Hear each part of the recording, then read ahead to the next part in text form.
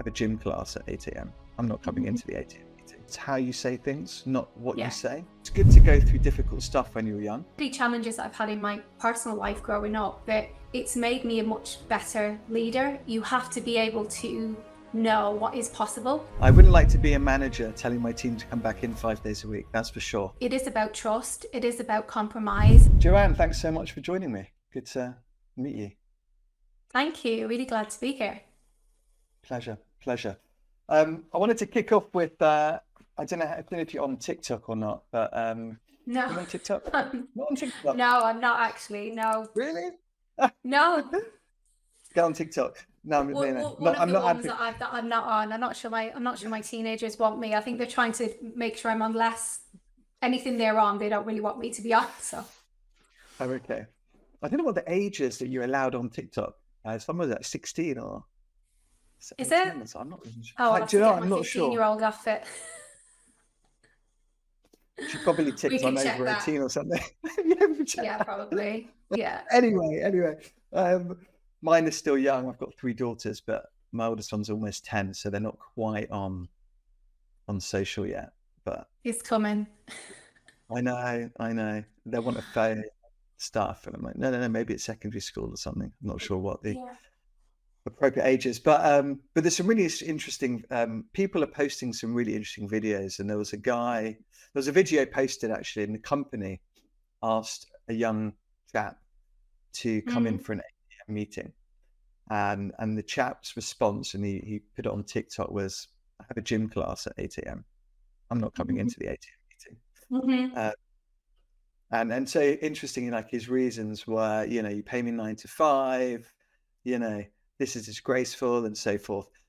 What are your thoughts on that? Do you think that's cool? Is that something you'd advise your kids to, like, the approach, or do you turn up for the 8 a.m. meeting?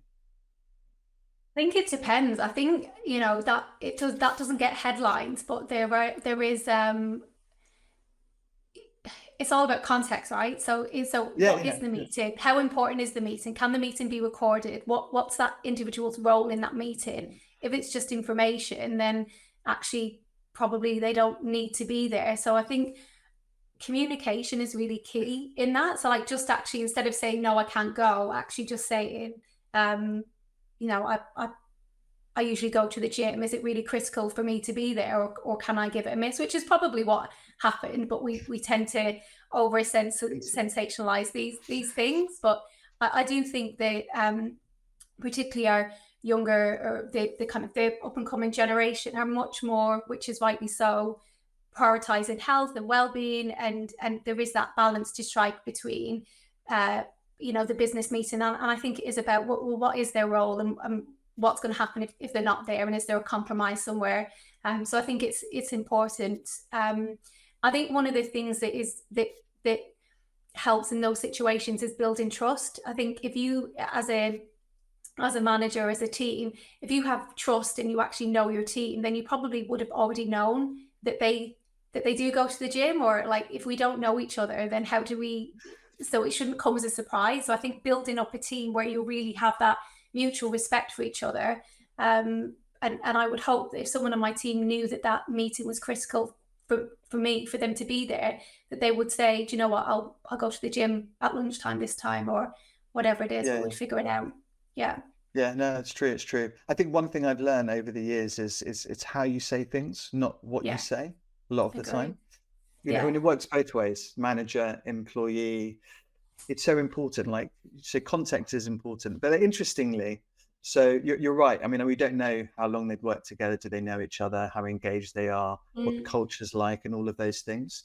So it's definitely how you say things. I think if I look from the employee's perspective, like the individual, and then if I think about my own kids and how I'd like them to behave, I think it's interesting because, you're being included in the meeting, and by not going, you're excluding yourself. And I think, whether you like it or not, the more you exclude yourself from stuff, the less you're going to be asked. That's like the knock-on effect, right?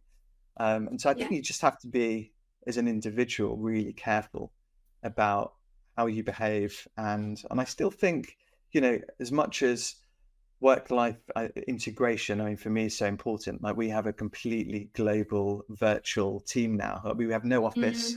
Everyone works from anywhere, and it's amazing. People can integrate work and life and all of those things. But I still think, to get anywhere in life, you have to work hard, and you have to, be there for people, be dependable, be reliable, those things. So I think not to lose sight of that.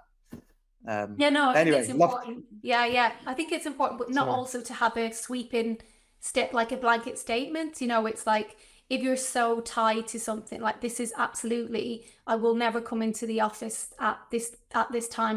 There has to be compromises on both sides, and I think when you have that, then it's a much better experience for everybody. Yeah, no, I completely agree. Thanks for that. Typical one. It's a difficult one to comment on. Very emotive stuff.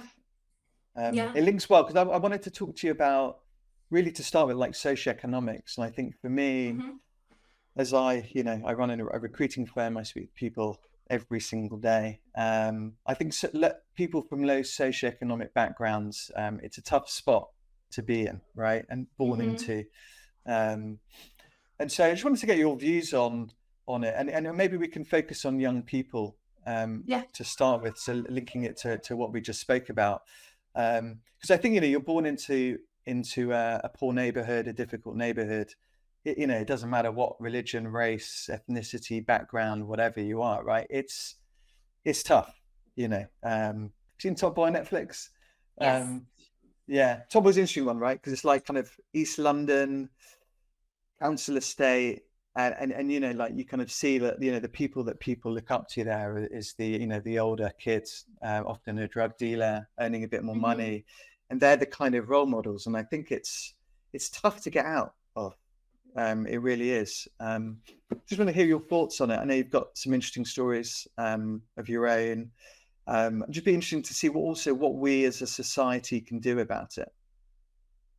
Yeah, I mean, so from my own personal experience, I grew up in council estates. I grew up, largely in a single parent household, had free school meals right throughout my education, and there are amazing experiences that I've had as part of that. I think as a lot of people will testament that grow up in that environment is around that kind of bigger extended family that you have, and there's always loads of children to play with in the families, and there's people, you have that really close community that I just don't think you get in other examples or other experiences. So there are lots of positives about it, but I think you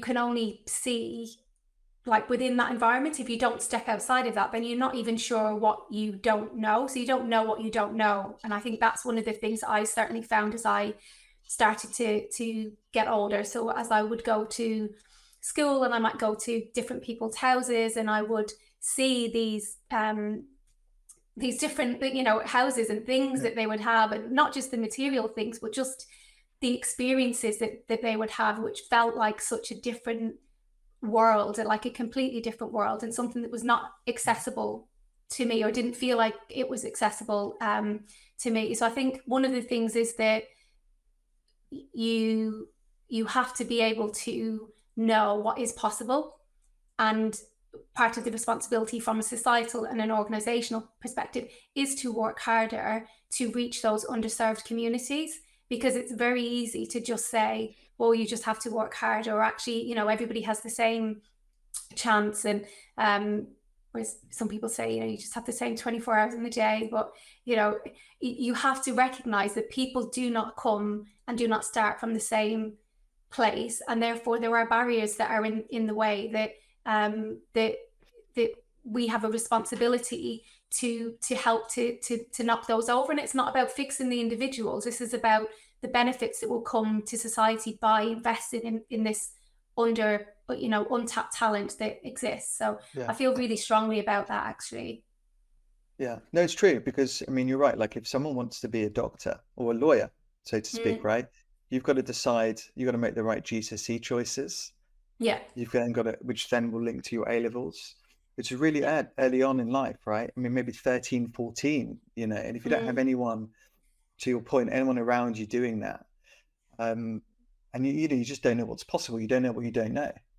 Yeah, And I so agree. I think for companies for sure, and just people generally, to be able to, whether it's invite them in, so you guys do law, whether it's, inviting people in, going into schools, Yeah. and, providing role models and mentors and stuff, I think is an interesting thing, um, Yeah. to do. Yeah, no, I agree. And there's some research that has shown that of the kind of what they class as the elite jobs or the top jobs, so your kind of accountancy, lawyers, doctors, those kind of roles, which give you power and privilege in society, and from a monetary perspective as well.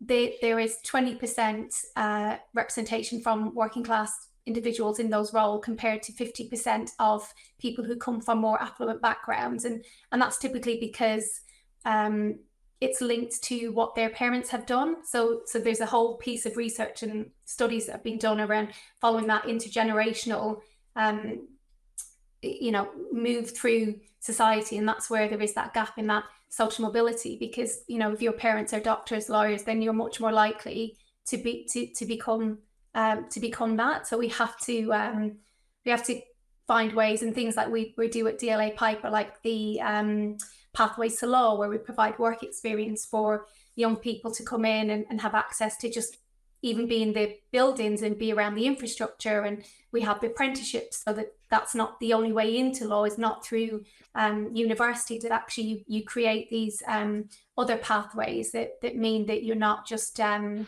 creating it for one particular group of people. Yeah, learning how to work is an interesting one. Thinking back to Yeah. this person that didn't want to turn up to the ATM meeting, it's Yeah. like, because you're in your environment, maybe you're in school or whatever, but like the world of work, I mean, also it's so Mm, different now. Some of it's virtual, some of it's face to face. Some people aren't going in. Who do you learn from when you're young? mm, Like you often, those early jobs, you learn way more about life and work from the manager. Like it's yeah. often like that leader that was like, you remember, right? They made an impact on you, and it's way Mm, more valuable than the job itself. But those yeah. little experiences are golden, I think. Yeah, no, definitely. And I, I reflect on my experience when I started work.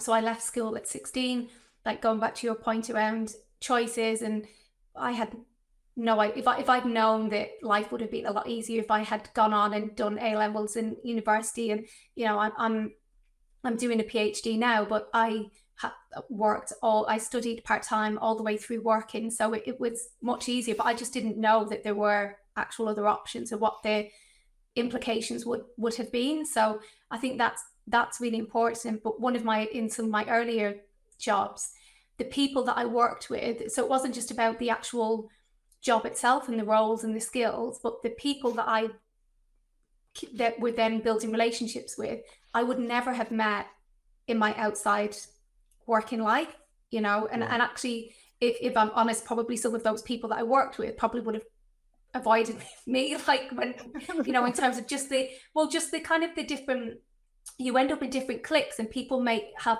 perceptions of where you live, and then because of where you live and who you hang around with, what does that mean for you as a person. And actually, when I started to go into the working world, you cross, your life crosses with people that you wouldn't have done, and you start to realize that you yeah, have probably a lot more in common than you had ever yeah, thought, and they can learn just as much from you as you can from them. So I think that's really yeah. valuable.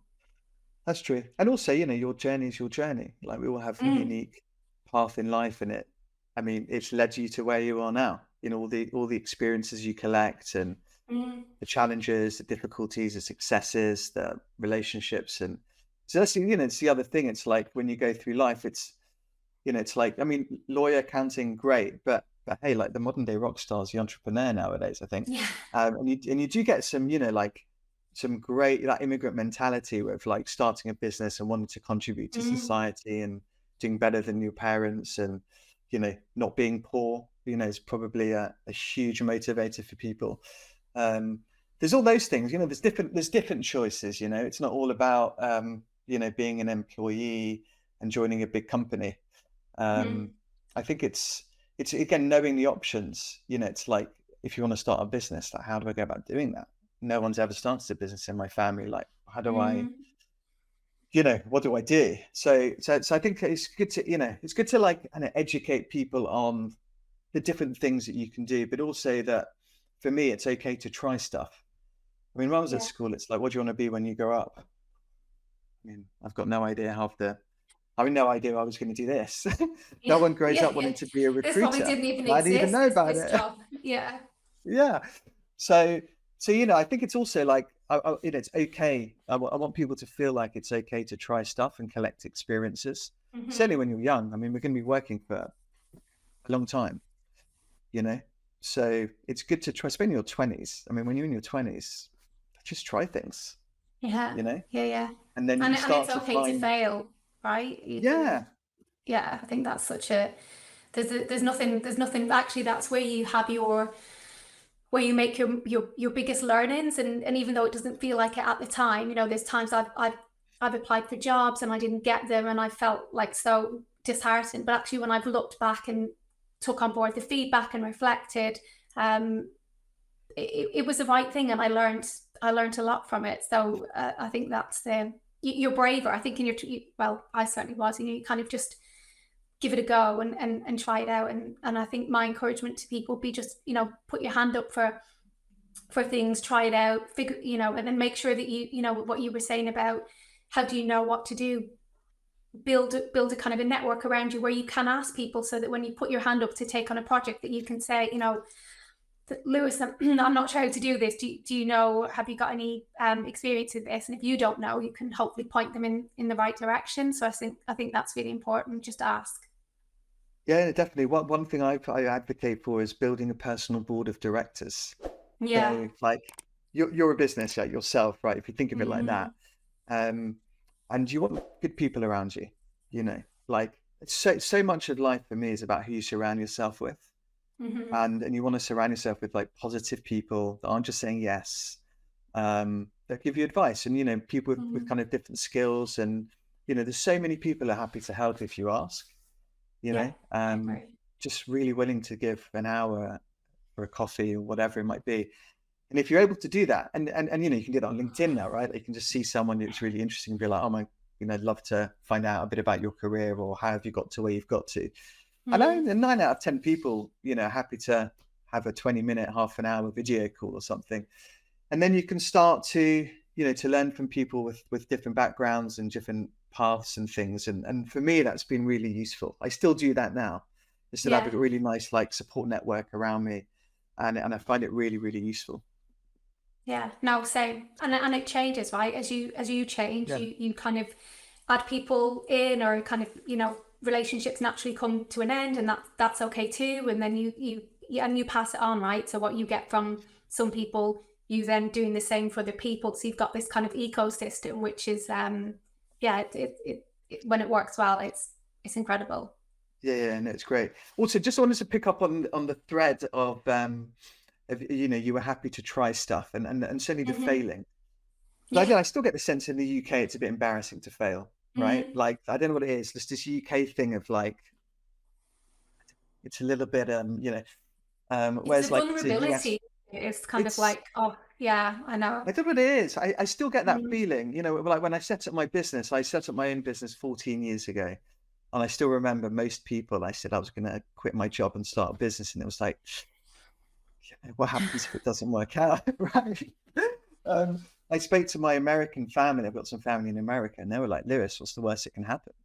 And we're like, Mm. oh, get another job. But there was still this, I don't know whether it's embarrassing to fail thing. So no, to your point, like try stuff, and it's Mm. not embarrassing to fail, and you learn from it. There was a really good article in the Times. I'll put it in the show notes. I can't remember who wrote it, but again, the general gist was, when you're kids, it's good to go through difficult stuff when you're young.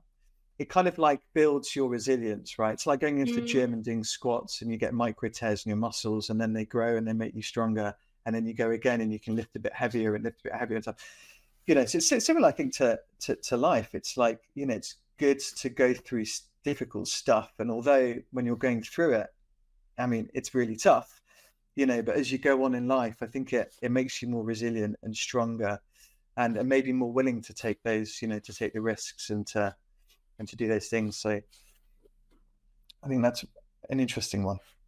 Yeah, I think it's, I mean, it depends. I mean, it's certainly one of the things, you said about your path is your past. And, I certainly wouldn't change the experiences that I've had. It's been kind of probably a longer route and definitely more of a squiggly career. But the challenges that I've had, and particularly challenges I've had in my personal life growing up, that it's made me a much better leader, and a much, one of the things that I'm really proud of is my resilience and my ability to, navigate change. And partly of that is because when things come up, and sometimes people say like, oh, there's this major thing that's come in work, there's this, and everybody is panicking. And I'm just like, it's really not that big, because I've dealt with so much that I'm just like, yeah, we like, let's just take a step back. Whatever it is, we'll figure it out. We'll, there's, and I think that's, to your point, we need to do that more with our young people as well. I think personally as a parent, you want to try and help fix everything for them, but actually you have to just let them fail, because they have to feel it.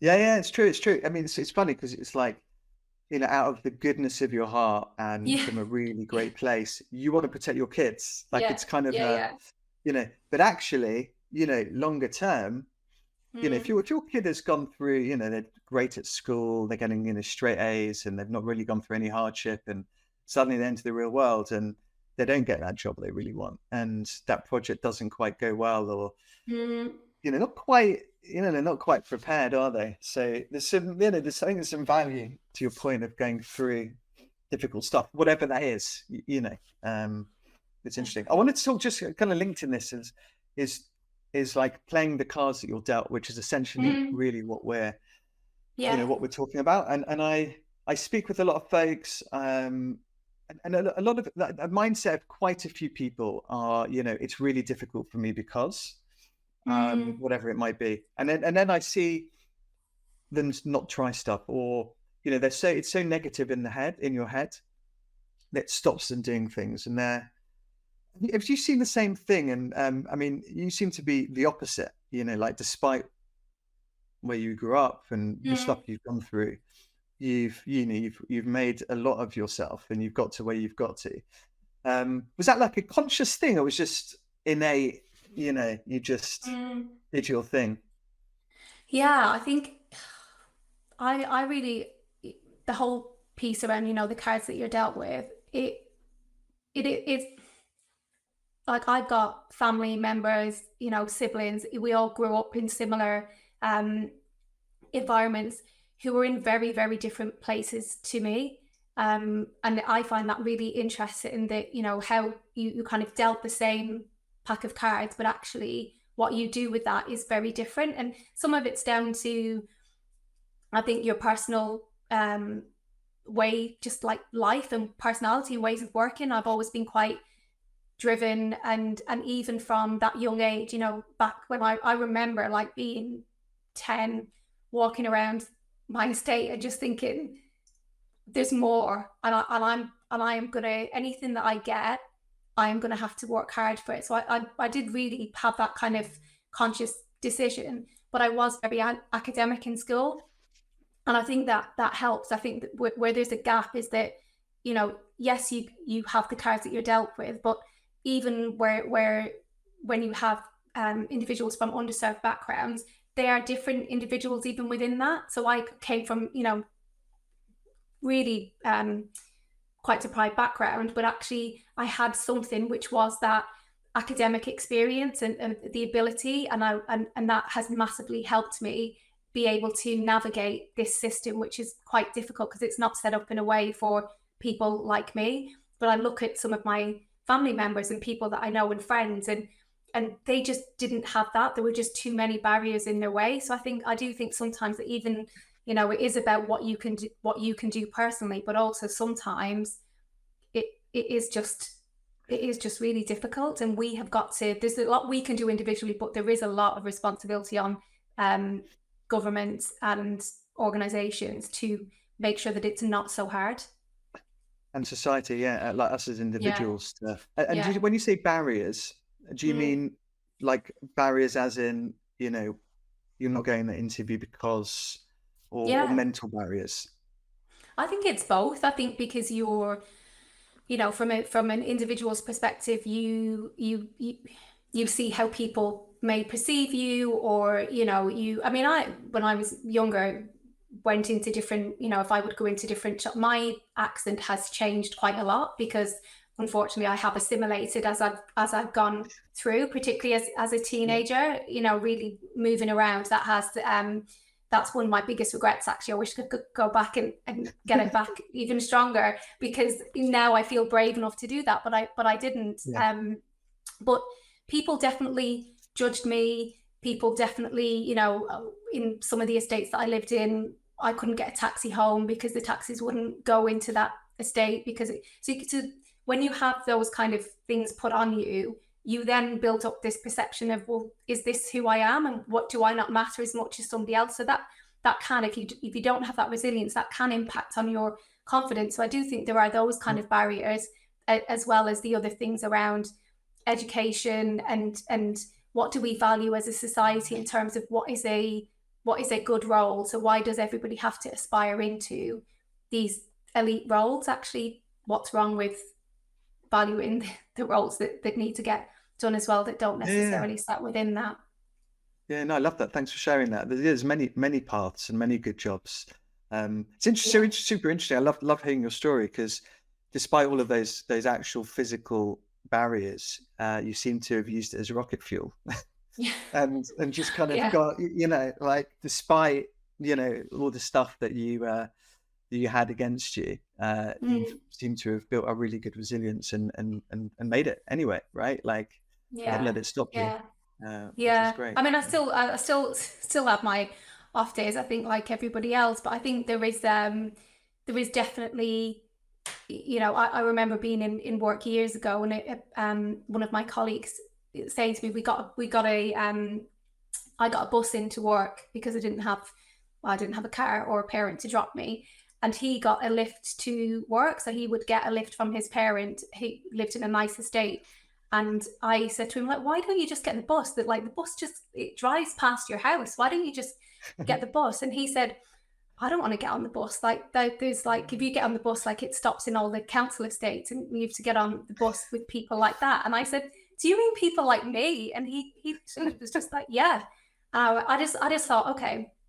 So I worked really, really hard, and I became his boss. And I thought, Boom. and I've always just used that. I was just like, I can't believe that you would just say that, but I'll just note that down, and I'll take it going forward. So I think that still exists today, and those kind of microaggressions still exist. So that's another barrier. Yeah, it's also quite interesting because that kid, let's say, I don't know what his status was, but you do see a lot of time, like, people, again, born, like, not their fault, but born into an environment where they can have anything they want, right? Like, Yeah. money's no problem. Not do as well as their parents, like, Mm. again, like, they have this. I don't. There's this saying. This is not mine. It's like, tough times creates tough men. Tough men Yeah, create they good talk times. about like skipping a generation, don't they? It's kind of Yeah, yeah. you It's do, and I definitely see that. Yeah, yeah. But because that I think, dialogue between you. Sorry, go on. yeah, but I think no, I was just going to say, because I know, like, we were having chats earlier about the importance of not creating a divide, and I think that's something, from my perspective as well. Yes, this is my experience, but it is also about making sure that we create a space of inclusion for all. There are many people that I know that come from more privileged backgrounds who are, really inclusive, and it isn't about saying we only want one type of person in these roles. We absolutely want people who are privately educated, are white, straight men. But what we're talking about it is about how do we make sure that we have diversity, and that means including. I think sometimes we talk about diversity and we think either or, and we forget that actually we're talking about everybody and making sure that there is that mix. So I think that's a nice kind of follow on from that conversation, because it can be quite easy to get into that binary of us versus them, which I don't think is helpful Yeah. at all.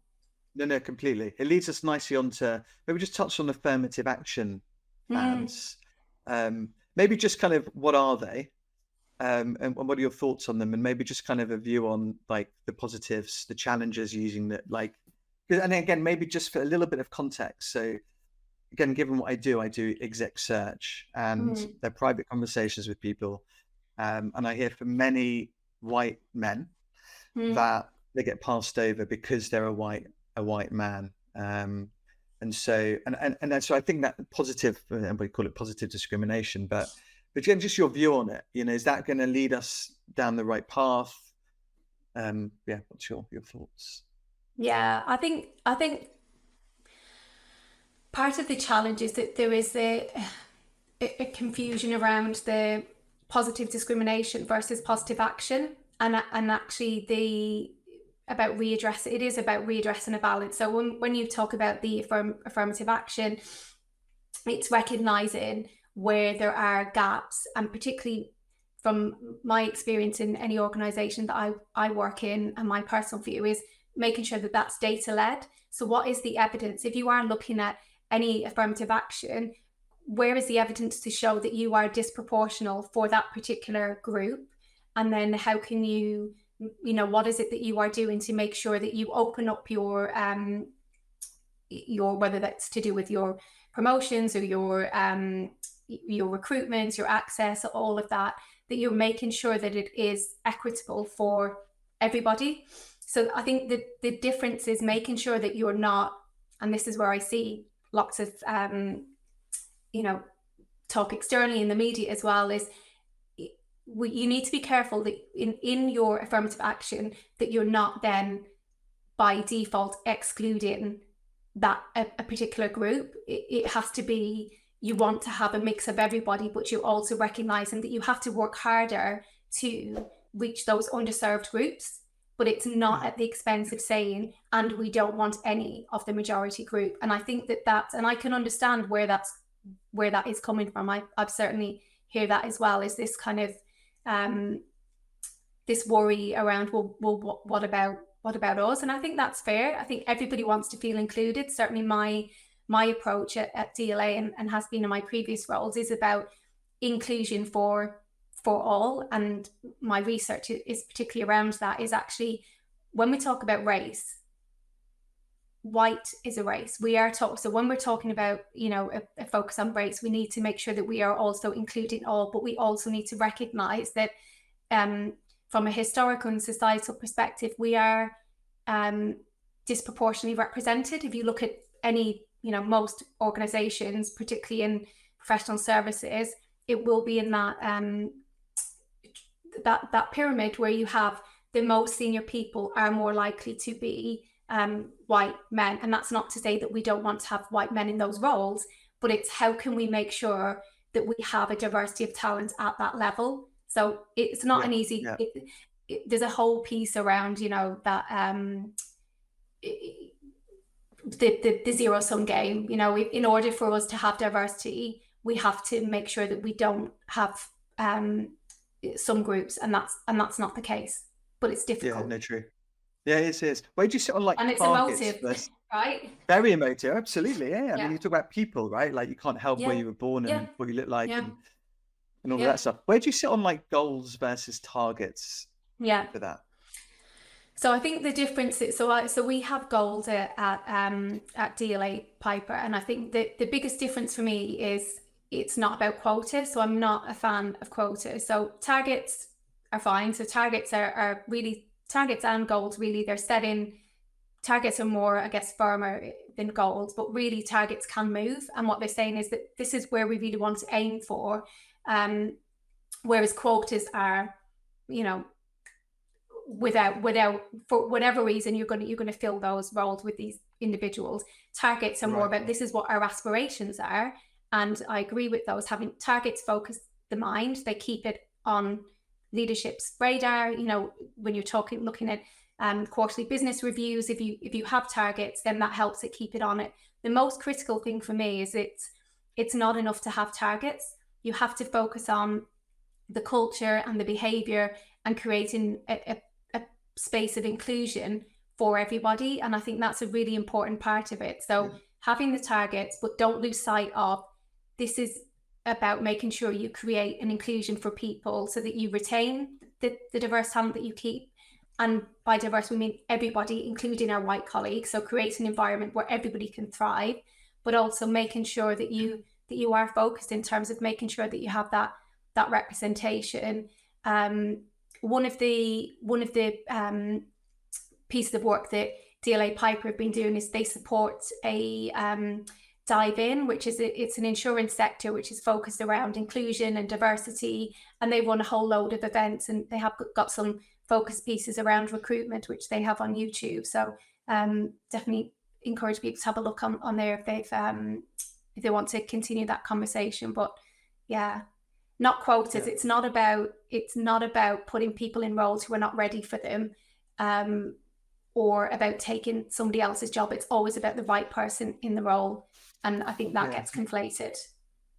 Love that. No, absolutely. I'm with you on that. Just last point before we sign off, so to speak. Just, have you seen, so work from home, work from anywhere, return to office? I mean, it's ebbed and flowed this last few years, and it's flowing, I think anyway, it's flowing certainly for big companies who have real estate. It's flowing to come back. Are you seeing that have an effect on inclusion, specifically maybe, like people that, might not be able to come in because they've got families to look after, kids to drop off, or whatever, whatever it might be. Kind of what are your thoughts on that? Has that evolved? Yeah. I think it comes back to the kind of almost like full circle of where we started, it is about trust. It is about compromise. I think, certainly what I'm seeing is organizations are typically encouraging employees to come back 2 days a week into the office if they're not already. So kind of doing at least 2 days, which I don't think is unreasonable. I think where the compromise comes in is that, the expectation is to be in 2 days a week. And then some days that might be 3 days, some days that might be 1 day, because you may have a doctor's appointment or you may have something on. So I think, and also not being too prescriptive. So I know some teams have anchor days, so where they might go in 1 day a week. But my encouragement would be then, okay, but then the other day you expect people to come in, that's flexible in terms of how individuals work as well. Because being in the office, from a well-being perspective, from a learning perspective, is really an important part of it. We learn through, we're humans, and we learn through that connection, and being able to build trust is much easier to do that when you are face to face. But I don't see us ever going back, or I wouldn't like to see going back like five days a week. I think we don't need to do that, and particularly when you work in international spaces. So I think it is about compromise and not just having a blanket again of everybody must do this. It's really about, we're humans, we're adults, let's work together and understand that there is a flexibility, but there is also a business need to be in the office. And for some people, they don't have that luxury, right? Some people, they work in retail, or they work in different places they're in. So even the fact that we are having this conversation in our industry is a privilege, that we can work from home. Yeah, absolutely. You could be a doctor, nurse, etc. Have to go in.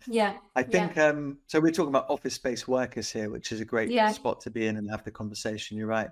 I wouldn't like to be a manager telling my team to come back in 5 days a week. That's for sure. And there's quite a few having to do that now.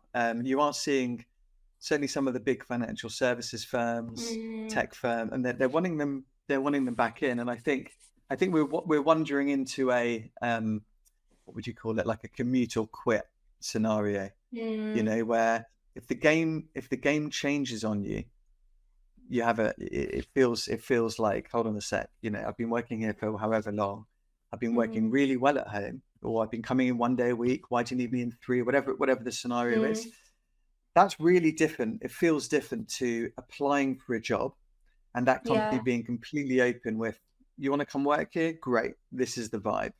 Our culture is XYZ, and that's different, right? But when things change on you as a human, it's that psychological contract, isn't it? Once that gets broken, it's difficult. And And I'd be saying, like, why? What is the, if it is, if people do need to be in, then why? I think that's the thing, because I think sometimes there is also, people get tied up between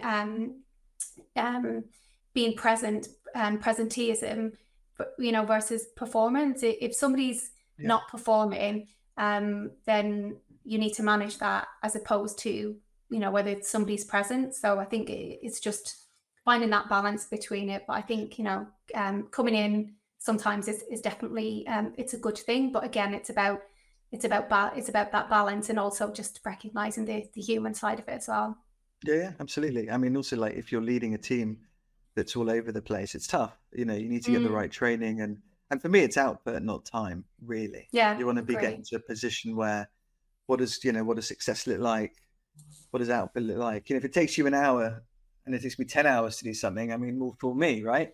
So I think a lot of it, that's why I think we want to get to. And for me, what's the delivery? Like, what's the outcome? What's the outcome that you want to achieve? And are your team, setting those priorities together, and being really clear around what the expectations are? And then, if individuals in your team are delivering on that, then that's really what we should be looking at. And then, coming into the office to collaborate where we need to. So being purposeful, and when you are in, making the most of that time.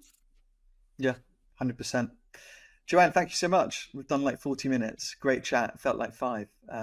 Yeah, no, it's flown by. It's been lovely to speak to you. Thank you.